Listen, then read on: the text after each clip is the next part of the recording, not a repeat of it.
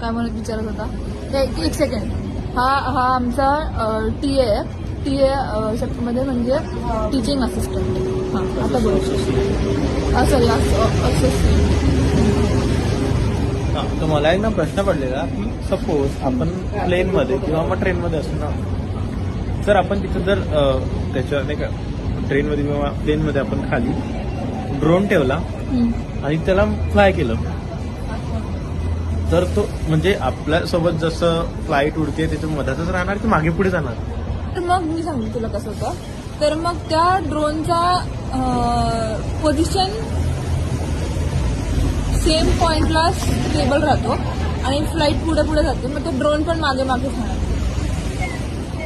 त्याला काय same example आहे, फक्त मच्छर आणि एलिव्हेटरचं आहे. सपोज समज की ग्राउंड फ्लोअरवरती मच्छर एखादा शिरला एलिव्हेटरमध्ये आणि ती लिफ्ट वरती वरती चालली आहे, पण मच्छर तर हवे तसा उडत राहतो ना, मग तो वरती जातो की खाली राहतो?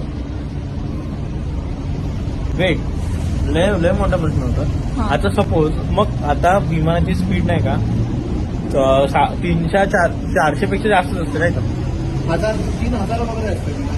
3,500 तर जेटची असते. 3,500 आपल्या फ्लाईटची 2,000च्या वर असते की डोमेस्टिकची. तर मग एवढ्या स्पीडमध्ये जर का मी ड्रोन वर केला आणि हिच्यानुसार जर तो मागे जायला पाहिजे तर तो एका थोडं झटकन मागे येऊन तुटून फुटून झालं पाहिजे कारण त्याचं.